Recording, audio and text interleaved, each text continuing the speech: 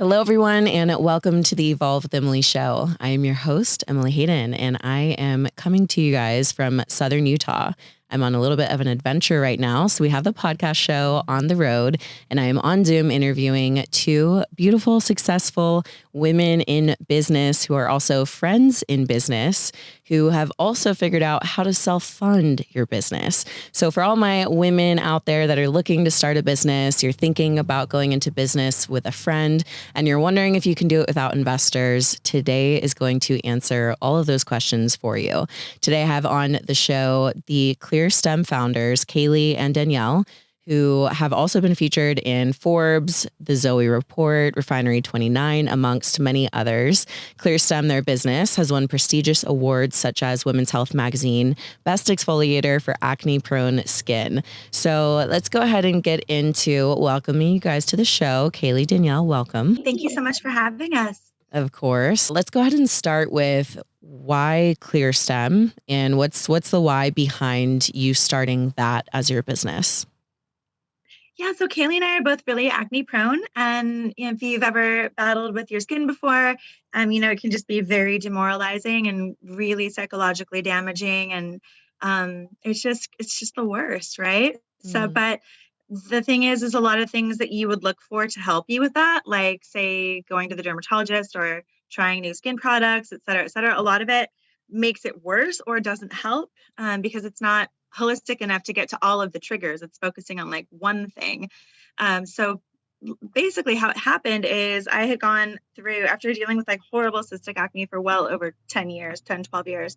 I had done every single thing you could imagine, like esthetician, different types of dermatologists, different types of medical practitioners. I had done Accutane 3 separate times by the time I was like 28. And the third round, it was starting to impact my vision. And the optometrist I was working with was afraid it was going to become permanent. So I was like, this isn't worth going blind for.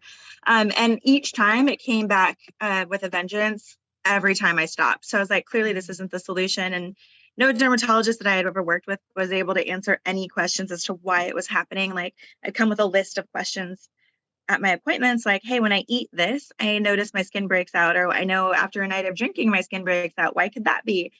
Which is so obvious to most people who know anything about health, right? But most of them would just be like, oh, well, there's no white paper on that, or, oh, no, it's just hormones or whatever. Like they were not interested in solutions or even spending time talking about possible solutions at all. It was just prescription writing, which is unfortunate that that's just our medical system. So basically, I had no other choice but to go back to school to learn what I needed to learn about skin for myself. So I actually, in college and throughout high school and my educational years, I studied biology at length. I was going to be pre-med, so I studied biology, immunology, cellular biology, genetics, like in various, more specific topics within that realm. So I have the working understanding of the body. I just didn't have that information as it pertains to acne. The only way to get it was to go back to school. So that's what I did. I left the corporate world and went to school at night and realized that treating acne was the medical profession that I'd always wanted, but didn't know existed. So I was hooked. I spent 2 years learning under some of the more seasoned people in San Diego. I just Googled all the people that had the best reviews and said, can I come intern for you? So it was quite a culture shock. But I learned a ton. I learned a ton about what to do, what not to do, different modalities, different lasers, different, every esthetician, every skin person has a theory as to what matters most for acne. So I got to absorb all of that for a couple of years. And then I started San Diego Acne Clinic. So it just took off. We have like a 98% success rate helping people. And if someone's got a crazy internal issue where we're like, yeah, we like this can't be solved with products, we send them to a blood work person. So it's truly only acne focused. And I got to meet Kaleigh here as one of my patients in my first year of business. Oh my goodness, how cool. So Kaleigh, tell me a little bit about you becoming a client, and then how did you guys progress into a business model together? Yeah, so I met Danielle when out of what seemed like nowhere, I broke out with bright red, inflamed, angry cystic acne. And I do have to preface with I had gotten off birth control a few months before that. I'd struggled with acne on and off growing up, but never in an aggressive cystic way. I feel like I was the classic. A lot of us as teenagers dealt with acne, went to the dermatologist, got, creams we put all over our face that made it peel apart and awful. So dealt it on and off, but it truly was horrific in my mid-20s after I'd gotten off birth control. And I couldn't figure out what was directly causing it. So I was going to every doctor, dermatologist, esthetician, and the only solutions I was given was go back on birth control, go on antibiotics, or go on Accutane. And at this time, I was working in the corporate world, but I'd gone back to school for holistic nutrition because it's always been a major passion of mine. So I'd learned about a lot of root causes and also what some of these medications can do internally for us that actually hinder long-term healing and success with different issues, whether it's internal digestive and gut issues or acne, you name it. But a lot of these actually block the result that we want, right? And so none of these sat right with me. I was just like, oh, I know too much about birth control now, but what it's doing internally, antibiotics, no, not for acne. That's crazy. And then Accutane, I, had done so much research behind it. And it's like when you know too much, you can't go back, right? Yeah, I know. The saying ignorance is bliss really is true for some things, because as soon as you know, there's no taking any steps back. Yeah, but to be really very vulnerable, even though I knew all of the side effects, I was very close to going on Accutane because this was months and months and months of trying everything, spending thousands of dollars on skincare, going to a bunch of different estheticians, nothing, no progress, no root causes, nothing was addressed. And I was very close to going on Accutane because I was exhausted. I was like, I don't know what else to do. Luckily, before I decided to go on it, one last Google search, up popped San Diego Acne Clinic. I met Danielle. I happened to be her last client of the day. And we connected so fast because all of my knowledge in holistic nutrition space and all of Danielle's acne knowledge, her acne knowledge, no one knew about it. Like I had gone to doctors, naturopaths, you name it, Eastern, Western, everything in between. And no one was telling me the things that Danielle was with root cause of acne and acne nuances, even within the health space. There's a lot of healthy things that in excess actually trigger acne. So we identified all my triggers. There's about 12 of them, from poor quality ingredients to over supplementation causing my acne to I was making egg bowls every single morning, and eggs in excess can be a huge trigger for people who are acne prone. So I eliminated all 12 triggers, got on a proper skincare routine, literally 4 products. It was nothing complicated, nothing insanely expensive. It just gave my skin exactly what it needed. And in a matter of 2 months, my skin was completely clear with no scar damage. And if anyone is wondering what that before picture looked like, it's on the website under before and afters, and it is gnarly cystic acne. And to clear that with no scar damage in 2 months was unreal. And from there, Danielle and I, again, just clicked, and we knew we were onto something. Not only the product she was starting to formulate, but the mission, the why, and the education of ClearStem as a whole needed to be shared to help support other people going through the same issues. Oh my gosh, I'm so inspired just by listening to the both of you speak and your part in this business and really just in this mission. And I think it's so beautiful how something like our biggest insecurity, our biggest pain point can actually lead us to what is so fulfilling in our lives. Like, it's so clear that you guys are very passionate about what you do. It's not just a random business that you threw together with a friend. Like, it comes from such a deep place of purpose. And I think that when that is your why, that is something that's going to be incredibly impactful in this world. I personally have not dealt with cystic acne before, but I've watched my friends go through it. And I can only imagine the psychological effects that it has on you, or even just how it affects your confidence and the way that you show up for yourself and for others. So what you guys are doing is, so much more than helping people get clear skin. It truly is helping them to return to the most loving essence of themselves, to be vibrant and to be free with wearing makeup or no makeup, however you please. So, I think that is just a really cool part of y'all's story. And also just, I wanted to point out quickly the fact that both of you ended up going back and getting like more education in the realm that really mattered to you, because in this day and age, I see a lot of people, they care a lot about something and they don't really know what to do. And I think going and educating yourself and getting certifications, or, Danielle, like you taking that initiative and emailing them or calling them and saying, hey, can I intern for you? Like, it just shows so much initiative and really makes sense why your brand and you guys have gotten to where you're at today.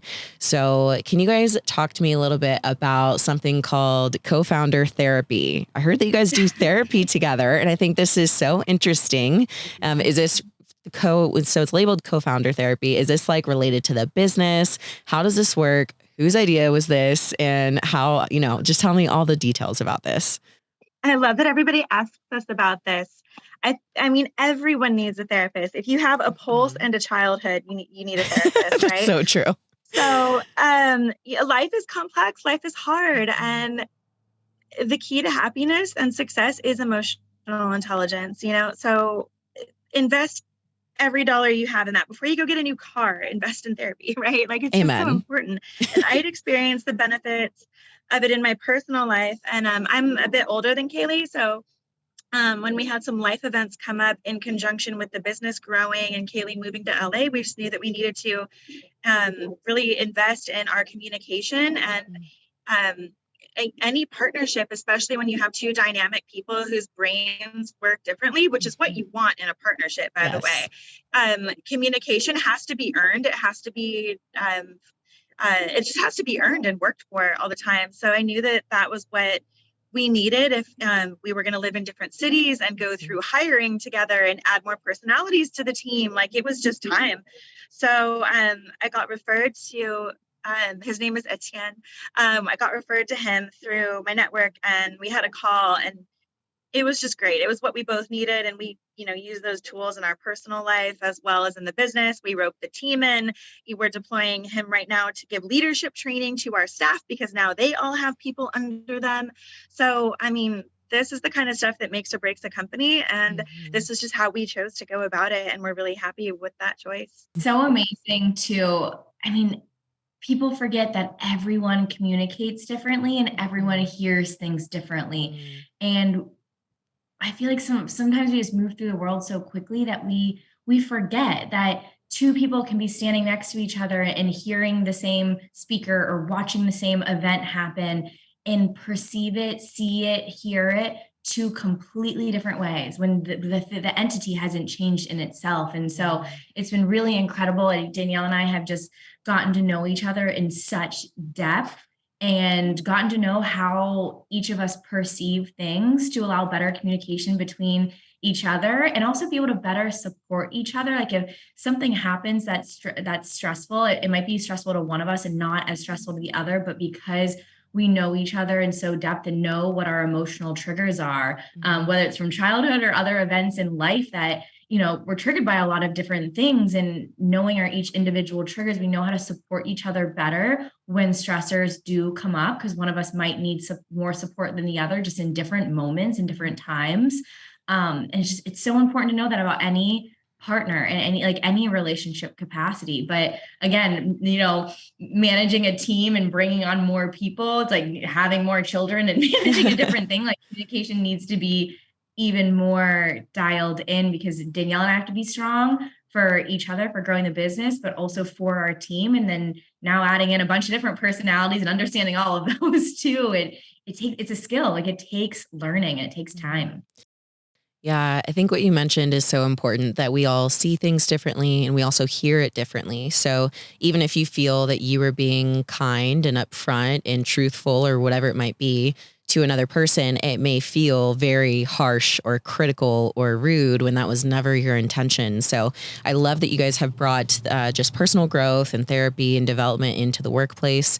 I think it's something that, everybody should do for themselves. But man, anytime you're working with any sort of dynamics like that, whether it's family and it's children, and all of a sudden your, 7-year-old is becoming an 8-year-old now and she's thinking a little differently, or whatever it might be, there's always new dynamics. And, I think one of the most fun things is learning how to relate better to people.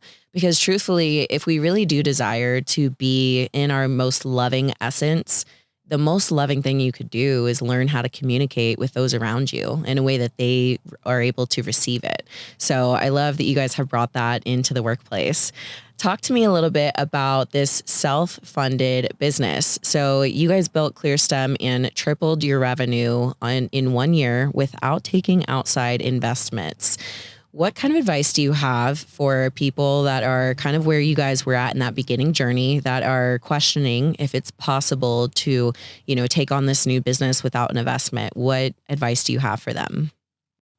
I love that question. It's very, very nuanced and it varies by industry. There are certain industries where you're going to have to raise money, or you have to have a ton of your own capital to outlay. Examples of industries where you have to raise are food and beverage generally, because the margins are a lot lower and you're relying on wholesale bulk ordering. So that's generally one of them, where the cost of production, like the outlay initially just to produce something, is just so massive, and the revenue that comes in from it takes a lot of time to build. So you're not going to have enough customers to pay for your initial expenses right away. Like that's the thing that will make you need to raise. The other one is tech, because you have to spend so much time with engineers building it out. You got to pay your people way before you have a minimum viable product. So just depends on your industry. So knowing what's common for your industry is huge. Doing a lot of research is critical. We didn't have to raise. We were able to self-fund because my acne clinic is very successful, and I personally believe in keeping your overhead super, super low. So I had a condo that I had when I, was like 25, 26, had it for a few years. It went up a little bit, not even a lot, but I was like, okay, I'm selling that and I'm leaving my corporate job. I had a nice sports car, but it was like $600 a month payment. Got rid of that, bought my mom's old car for $8,000. So I didn't have a car payment. Like I literally just stripped my expenses to the bone to start my clinic, and then built, worked 12-hour days, like was constantly just building that and saving everything. And then when we decided to build ClearStem, how it started was, it was the single product. Initially, I have a lot of ethnic clients, and if you have darker skin or olive skin, you scar very easily. So not only do you scar from acne, but you also can scar from the potential treatments to get rid of it, like a laser or a deep peel. Kaleigh, to be fair, she's super fair. I can peel the heck out of her. She's got new skin in a week. Boom, change is done, right? But if I have an Indian client, I can't do that. That alone could scar them. So I had to heal their skin another way. So I used my experience to create a stem cell product that was so anti-inflammatory that it could heal their skin naturally without relying on potentially damaging treatment. So that product, the formulation mindset around that product was to make it have so much value that I could charge the right amount for it. It's a $62 item. It's not obscene. It's not cheap, but it's not obscene given what it does and given the opportunity, given the alternatives, right? So that product had really good margins. I was able to reinvest. We initially scaled by going on Amazon. One of my other clients was an Amazon guy. He's like, "The stuff's amazing. Let me put it on here for you." And I was like, "Go for it." Low risk, right? It took off from there. We just reinvested the profits over and over again. But again, you've got to have that margin first. A lot of people have a great product, but if it's like, say, a natural toothpaste, and you can only really sell a toothpaste for like $12 to a small amount, to a small total available market, and it costs you a bunch just to make it, you don't have the margin to market it, right? So that's the thing that will determine whether or not you need to look for outside capital. Yeah. That's where did you gain your business knowledge and acumen? Like, you didn't go to school for business, right? So like, where did you learn all this? Is it self-taught? Did you have a mentor? A lot of different mentors and a lot of reading. A lot of learning on the go too. Yeah. Googling. Honestly, like a lot of dinners and networking. Like you sit down and get really real and raw with other entrepreneurs and get an understanding. I mean, Danielle and I have different networks of people where we can just be really open and honest, and have mentors who have succeeded, failed. And you learn a lot from people who've built companies who have failed, like a lot, so much more than the successful stories. Stories it can be right place, right time, like first in the market. And there's no real big learning lessons in it, but the people that can, and the mentors who are older, who have, been a part of seeing companies succeed and fail, they can tell it to you straight and tell you where people have messed up. And so much of this just, we've learned all the acronyms for all the things Danielle and I didn't know 4 years ago. Like, wow. We'll be in meetings sometimes and I'll be like, do you know what a RIF is? Do you know what TAM is? And she's like, no, yes. And then she'll be like, do you know what this is? I'm like, no, tell me. Like, it's a whole decoding system. That's awesome. Like, it's so, like, you don't have to pretend like you know what like all these things mean, because Danielle and I have taken so many calls and stopped them and be like, can you explain what that is? Like, I have no idea what that is. The smartest thing you can say is talk to me like I'm 7. I love it. It gets a laugh too. Like, people love it. And so, outside help, networking with people who've done it and who have failed. And that's where you really learn. And as in the beginning, it was just Danielle and I, and we wore 1,000 different hats. And then as we had really big gaps is where we started hiring to fill it when we could, but we've always operated really, really lean and never hired beyond our means or spent beyond our means with anything. And that's also forced us to learn so many areas of the business because we've done everything. And then when we've added things one by one, like, because we're so lean and protective of how we spend money, we learn what those people, like, we understand what those people are doing. We both want to be in on all the meetings and understanding it and have it explained to us. So you just start to learn these things on the way. And I remember like listening to podcasts like years ago, and people would speak in these terms where like almost wouldn't understand, or their story kind of seemed overwhelming, because when you think about like from where you are now to where you want to be, it can seem really overwhelming. But know that these things happen one step at a time, and you learn and you grow and you figure it out along the way. And then all of a sudden you're talking in this language that you're like, 3 years ago, I would have never known what any of this meant. Yeah. And another thing I'd love to add is like, there's looking externally for learning, but it's also sharpening your own brain. You've got to, knowing your learning style is key. I swear by I've learned so much from like listening to Tim Ferriss. Like, one of my mentors a long time ago when I was still in the corporate world was like, told me about the 4-hour work week and just a couple key concepts from it. And, reading is important, but it also takes a really long time to read a book. I got to say, I haven't read a book in forever, but I will go onto YouTube and get the 12-minute summary from someone so I can get all the content right then and there. Otherwise, you have a library that you haven't touched yet and nothing has actually transpired from it. So know your learning style. If you learn better in the morning when you're waking up, that's when I learn. Great, go do that. Like, like there's so many podcasts of like everyone you're interested in who has your dream career has probably been interviewed. Find their interviews. How do they think? Learning how to think is the best thing ever. And learning how to like seek what you don't know in a way where you're just noodling on things, all the time to like kind of paint a bigger picture, and then just taking an action step, because being in motion is critical. You can, people joke like, it's ironic I'm wearing a Harvard Business School shirt because people will be like, don't give me an MBA. They've sat in a classroom for 4 years. They don't know anything. And to some extent, that's true. Right. So the point with that is being in motion is the only way to really, really learn. Just make sure that your steps are thought, 1, 2, 3, like what's coming next? What's the financial risk? And who's your audience and how are you talking to them? Wow. Oh my gosh, you guys, this is such incredible advice. And I feel like it's very easily digestible by anyone. Like, anyone listening to this right now can take action steps to turn on that podcast or search your favorite business entrepreneur, search one of their interviews and take some, nuggets from them, and just learning from people like you mentioned that have failed. I love that you say that, because sometimes we go through our own failures. We want to shy away from them, or we don't want to talk about them, or we wish it didn't happen, or whatever it might be. But in reality, if we'd actually open up and talk about these failures that we've had, they really are just learning lessons that, one, will help us in our journey, but two, we go through things not just for ourselves, but also for other people. So being able to share that and say, hey, yeah, like I failed. This is what happened. This is what I learned. You can actually help someone else along their journey as well. So I hope that encourages people to be willing to fail forward and not be afraid of failure. Just keep moving. Like you mentioned, just being in motion. So Danielle, you actually posted something on your Instagram that I thought was cool. So I'm going to read it now and then we'll chat about it. It said, what will heal you the most is getting down to the business of becoming your most magnificent self. Bet on your strength rather than your flaws with all you've got, and you'll realize you were wonderful all along. So share with me a little bit about that. Like, what made you realize that, and what is the power of focusing on your strengths versus focusing on your weaknesses? Oh, I love that question. Something that comes up in this world is your zone of genius, right? Like, what are you really good at? What is your unique offering that you bring better than anyone else, or bring in a way that is special or really impactful?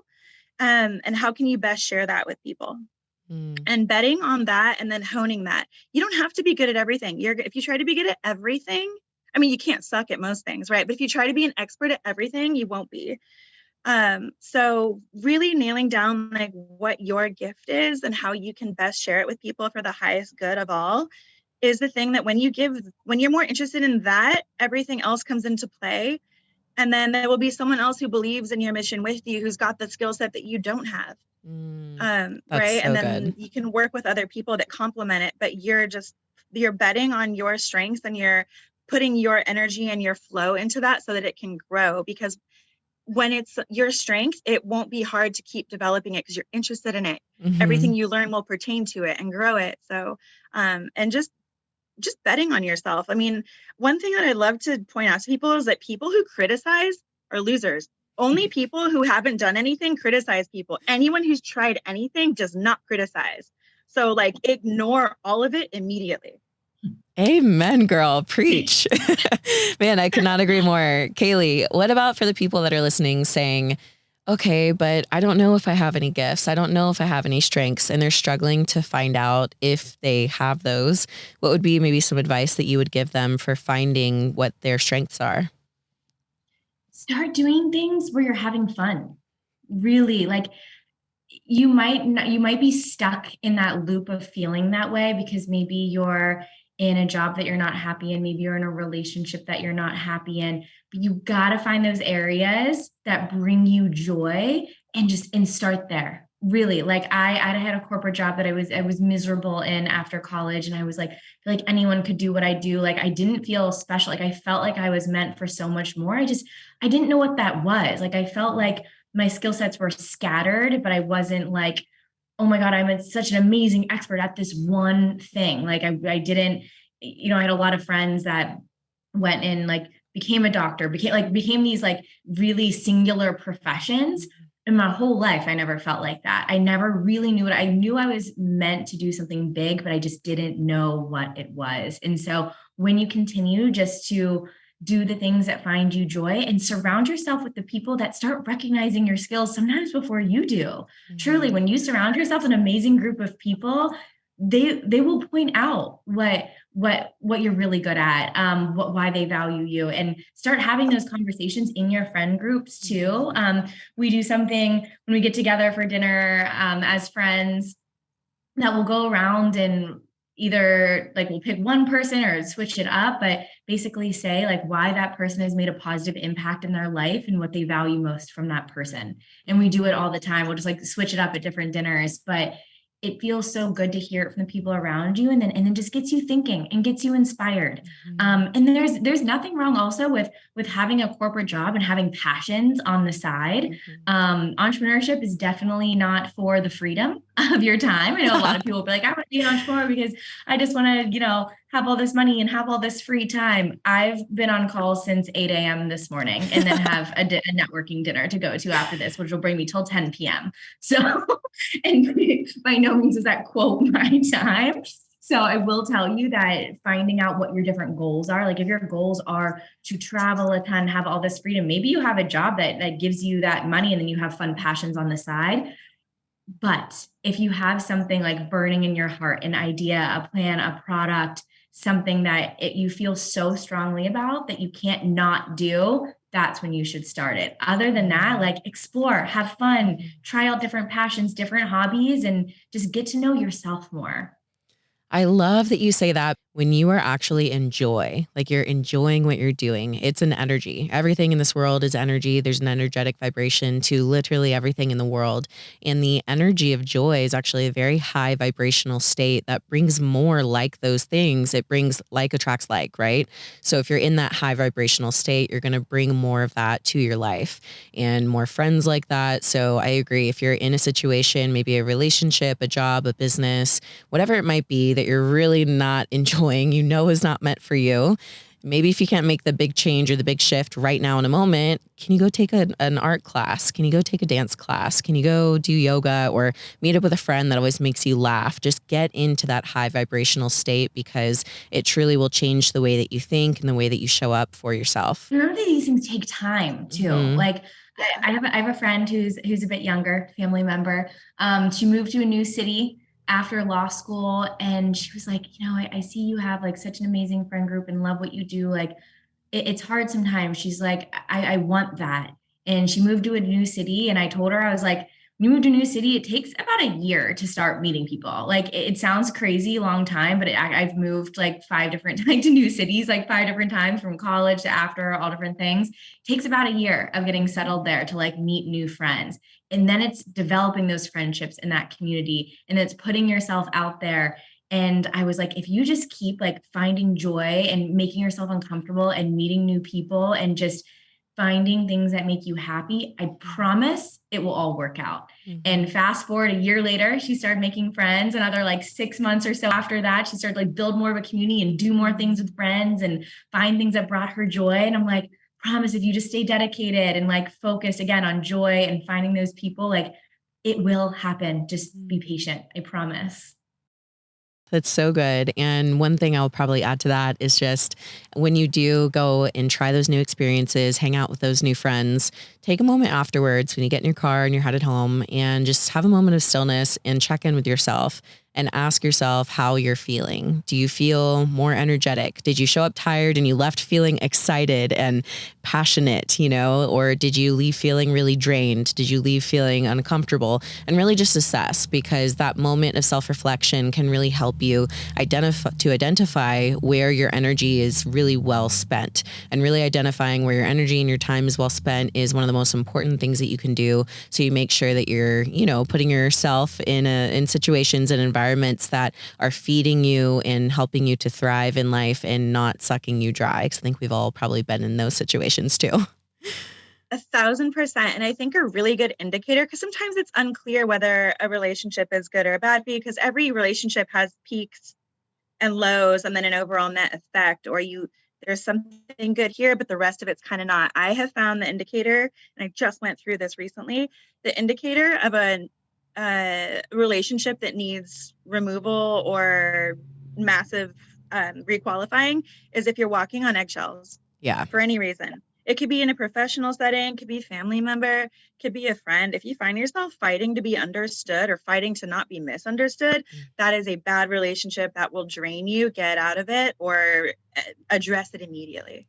I could not agree more, man. Don't ever spend your time in a relationship or some setting where you feel like you have to prove who you are to somebody. I've definitely been in those situations before where it just feels endless. And like, no matter what you do and how much you give, you're never seen. And then you like meet someone that you connect with immediately and they just see who you are instantly and respect you. It's really amazing. Those are your people. Yeah. And then it's, you can be grateful for the clarity, because yes, energy and time is their only finite resource, right? Like, especially your time. It's a good thing when certain things get weeded out. Like that means you're getting directed to, you're getting out of traffic and put on the fast lane somewhere. Like, it's just like, it's such a clearing, higher vibrational thing. So like yes. those things happen. I feel like they happen, especially with women. Like when you're in your late 20s is when relationships start to recalibrate, and it can be kind of scary, but it's also synonymous with growth. Oh, I love that so much. I love that you said that. One of my friends the other day in conversation said when he has relationships that kind of go that way, he says out loud as a practice, thank you. Like, even if they're not there, when they wrong him or they like really show their true colors, he literally says out loud, thank you. And he's like, no, really, like it's gratitude, because it's really giving me clear direction. like you mentioned, some advice for people that are considering going into business with their friends. I've had some conversations recently with people that are they've been really scarred by this. And, there's been conversation of wanting to go into business again, but they're like, should we have more detailed contracts? How does this work to go into business with friends? How can we actually preserve that friendship? So do you guys have some like practical tips and tools, as well as maybe just some thoughts on that? Yeah. Go ahead. You can start. Yeah, my wheels are turning with this one because I would not recommend it to people. Same. I love this. Like at all. Same. Like family members, friends, no. I did not expect that answer. Yeah. Danielle and I have a very unique situation. Like our friendship has grown so much, but when we met, there was a match and a passion for what we were interested in. And we just connected. We had these skill sets, like we had ideas, we had like passion burning, and our friendship has grown. I love my friends to death. I would not start a business with any of them because your relationship changes. Like it really does. Like Danielle and I have had to we've known each other for 8 years, been in business for like 6 years now. And like, we've had to work at it and get a co-founder therapist. And like, yes, our relationship is thriving, but it's the hardest. It's the most positive work I put into any relationship, I'd say. Like, I don't have a therapist with any of my other friends. Right. I don't know any of my other friends to like the insane deep level that we talk every single day, meetings, big decisions, and like it's very, very special. So I wouldn't just jump into a business with a friend for the sake of friendship. Like you need to make sure that like both of you are really, really in this and willing to put in the work, because it can tear apart a friendship if it starts out like that. If one person's carrying more of the weight than the other, and you guys also have a lot of baggage from being friends for so amount of time and maybe triggered by certain things. Like if you've been friends since high school or college, I'm sure there's a lot of things that you've gone through that you can be triggered easily. And if you aren't working on that relationship in a business aspect from the start, that can be very detrimental. I've friends who have gone and worked for that I've observed and gone and worked for other friends' businesses, and they've had to leave and their friendship isn't really the same, and it has a different energy to it. And yeah, it's definitely something that a lot of care and thought has to be put into it. And am I willing to sacrifice this relationship to build this business? And are we both really in this? And so I just think there's a lot to consider before jumping into that. Yeah, I definitely agree with everything Kaleigh said. I think that just look at what it is like to plan a girls' weekend or plan a bachelorette party. Look at all clarity just came for everyone listening. Right? Like, especially when there's money involved, people feel differently about money. People feel differently about work. People's goals are different. What if the business lasts? What if you get into it? Like, this sounds fun, and you can only really see into like the next year what it's going to look like. What if it grows and it goes on for the next 8 years? Like there's just a whole lot of implications there. And like what Kaleigh and I have is like really, really special. But I mean, my best friend, she's a financial advisor. She's amazing. She's also a property developer. I would totally because I trust her so much, I would be like, here's money, go put it towards your projects. I trust you. But she's a financial advisor, and she's seen a ton of stuff go wrong that she is like, I love you so much that I would never do that. Like she won't manage any of her friends' money. Like she's learned to be very clear about stuff like that. And I think that that's the safest way to go, because there could be something where it's just a misconception, but you don't, there's just so many things that could come up that your friendships are so pure. And so they serve such a different function in your life that it's just not worth compromising. That's so good. And I'll tell you what, now more than ever, I'm really valuing just true friendships in my life. They really help you get through life and help you get through this world. So I agree with you, really asking yourself that question, should this go wrong? Is this business worth the friendship? So switching gears a little bit from friendships and business to, let's just say that you have a business idea and you're really looking for a partner. You want someone to do business with. So maybe it's not a friend that you already have, but how do you really identify who would be a good partner? Because like you guys mentioned, it's actually good to think about things differently. So do you want someone that's like you? Do you want someone that is polar opposite? Do you have any advice for choosing a business partner that maybe you're not friends with? Yeah, I think it depends on what you're looking for out of the partnership. Is it financial? Because then it's like, okay, then you maybe should just look at a bank partner, right? Is it you're the scientist, but you don't know how to market, which is essentially what Kaleigh and I, that's like a mirror of what Kaleigh's and my starting, our initial puzzle piece that was like. So it just depends on what your vision is and being aware of what you feel your limitations are and what you actually need, and then what type of partnership it is. Because it's not, the inclination could just be to like, oh, sounds good, let's do this. Okay, 50-50, and then nothing is delineated. Well, someone's going to feel like their work is worth this. And then it's like, well, this person put up all the money or this person did that. It's just like knowing what to the table and what that is, and getting a third party perspective of, like say like an attorney or something like that, to be like, this is what a partnership should entail based on what everyone's bringing and looking for.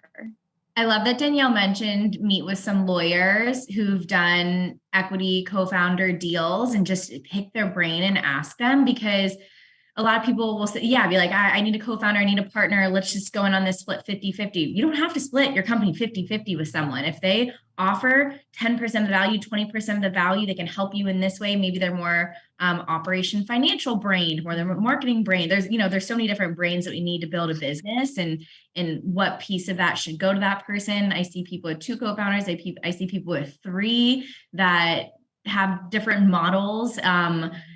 But just making sure that these skill sets fit together like puzzle pieces. Again, I wouldn't work with someone where your skill sets are 100% aligned. Goals are aligned, but you don't have the same exact skill set. Different skill sets, definitely necessary. Yeah. We're friendly with another skincare company and their partnerships, because one of them owned a manufacturing company and the other one had experience in skincare, so they were a perfect fit. I love what you guys are mentioning. It's really being self-aware of what your strengths are and really looking for where maybe the gaps are and filling that in with somebody that can come alongside of you and be that missing puzzle piece, like you guys said. So that's very helpful. I know we are getting near the end of the podcast here. Kaleigh, I saw something on your Instagram that I was super interested in. I saw that you cold plunge. Oh, I love cold therapy. Yeah. Tell me about that. What got you into it? Why do you do it? What do you like about it? I think I originally got into it. Well, it's funny, out of college, whenever I was 22, 23 years old, go out drinking, my face would be so puffy the next day. I'd literally fill up a metal mixing bowl with ice and water and dunk my whole face in it. You were ahead of the game. My face in it to get all the inflammation down. Very pre-ice rollers. This was 2012, 13. Kaleigh was doing it before it was cool, guys. Yeah, I would just dunk it was so much easier. Just dunk my whole face in the freezing cold water. So I think it's weird. I've always had, I've always felt the benefits of the cold. I get inflamed very easily. And so there's kind of weird nuances, right, that your body just gravitates towards because it feels better. So fast forward a few years, Danielle and I, we sell our product in this amazing wellness clinic in San Diego called LiveCraft, and they have cryotherapy. And so I lived 7 minutes from it. And when I was in San Diego, and I'd go all the time, and I would feel so clear, so energized. I had never done anything that for 3 minutes just made me feel so amazing. And then I've upgraded. Cold plunging is way harder than cryotherapy, by the way. 100%. I get cryotherapy, I get excited to go in. Cold plunge, I'm pure anxiety before. No, but it is amazing. It's awesome. So I switch off kind of for where I'm at, cold plunging and cryotherapy, but it has amazing benefits for anti-aging, for your brain, for your immune system, and building that that strength muscle inside of you, that like endurance muscle, that willpower, because you feel like you accomplished something really hard after you finished it. And that just gives you this flood of endorphins and great feelings for the day of like being like, I just sat in a 34-degree tub for 3 minutes and it was really, really hard. It makes you feel like you can accomplish anything after that. So just the pure like mental benefits that it has, as far as just making you feel really powerful and strong and ready to take on anything is amazing. Yeah, thank you for sharing that. I always share about my cold plunging with my audience so they know like everything you just said is like verbatim what I share, because that's exactly why I love it. And truly, like you mentioned, just that mental benefit of feeling like you can't do something, right? Your body's screaming at you, telling you, get out. It's freezing. I can't do this. There's no way I can last. And overcoming that as a practice, it really does build that inner strength within you. So that's why I wanted to, bring it up and mention it. But as we end the show here, I wanted to ask you guys if someone is maybe where you guys were in your acne journey and they're experiencing severe acne, they have not been able to get relief from it, or maybe they just don't want to use one of the other modalities like Accutane, how could they potentially work with you guys? What do those steps look like? Definitely want to go to sign up for our SMS list, because we send a lot of like the foundational acne knowledge through text. Like you'll essentially join like a welcome series, and it gives like very specific sets of important information that you need to know. Also, we have a huge skincare learning center. It's our blog center. That can be a little overwhelming. We are building out like a search function so you can, find topics that you're interested in. But the core things that we constantly educate on are removing pore clogging ingredients. We have a search function on our website where you can copy and paste the ingredients to like your makeup, your sunscreen, whatever, put it in there, see if there's a pore clogger. Got to get rid of that. Otherwise you're going to always break out and you'll just That's think it's cool. hormonal. I want to go use that. It's critical. Before you change anything, you've got to know what the problems are. So that's step one. So check your skincare, your makeup, sunscreen, and hair conditioner. Those are hair conditioner.